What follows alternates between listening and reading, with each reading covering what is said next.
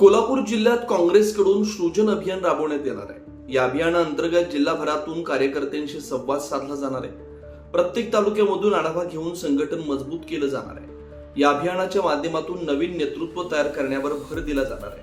काँग्रेसचे मुख्य निरीक्षक जयशंकर पाठक, खासदार शाहू छत्रपती, आमदार सतीश पाटील, खासदार प्रतिभा धानोरकर, प्रवक्ते सचिन सावंत आणि इतर काँग्रेस पदाधिकारी यांच्या उपस्थितीत हे अभियान आजपासून सुरू झालं।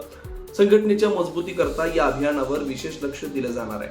विरोधी पक्ष राहू नये यासाठी सध्या सत्ताधारी गटाकडून प्रयत्न सुरू आहे, पण काँग्रेस आता रस्त्यावरची लढाई लढणार आहे, त्याची एक प्रकारे सुरुवात झाली आहे, अशी भूमिका यावेळी काँग्रेसच्या सर्व नेत्यांनी ठरवली आहे। मोहिमेमध्ये पाठकजींनी सांगितलं तसं प्रत्येकाला इंडिव्हिज्युअल ते भेटणार असं होत नव्हतं। बाकीच्या मोहिमेमध्ये जिल्ह्यात आम्ही ठरवायचो किंवा आमच्याकडून प्रस्ताव जायचा, नावं जायची, आता व्यक्तिगत भेटतंय।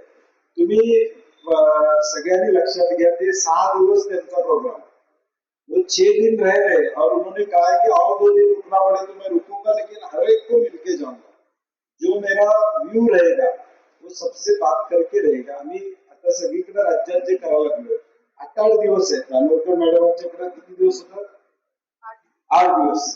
म्हणजे त्यांच्या जिल्ह्यामध्ये 8 दिवस निरीक्षक होते आणि 5,500 लोकांना निरीक्षकांनी स्वतः फोन केले, वैयक्तिक 5-10 हजार भेटले, पण 5,500-10,000 लोकांना सगळ्यांना भेटले।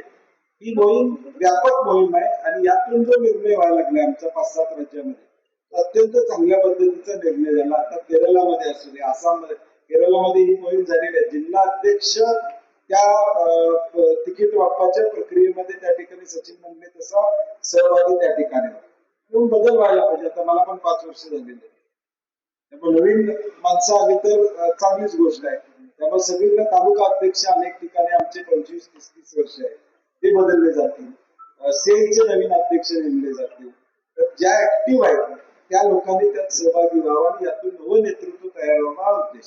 25-26 संघटन वर्ष म्हणून घोषित केले आहे, त्यामुळे संघटनेच्या मजबूतीकरणाकडे या वर्षामध्ये विशेष लक्ष दिलं जाणार आहे आणि त्याच्या दृष्टिकोनातून हे अभियानासाठी पाहिलं पाहिजे। ही प्रक्रिया जी आहे ती आता या एका राज्यावरती सीमित राहणार, पूर्ण देशपातळीवरती होणार आणि त्यानंतर जे कार्यक्रम हे सगळ्या पद्धतीनं ते ठरवले जाणार। त्यामुळे पूर्ण वर्ष जे आहे ते संघटनेकडे अखिल भारतीय काँग्रेस पुन्हा मजबूती करता लक्ष देणार आहे। 2029च्या निवडणुकीची तयारी समजून घेतली पाहिजे। अशाच ताज्या अपडेटसाठी महासत्ता न्यूजला सबस्क्राईब करा।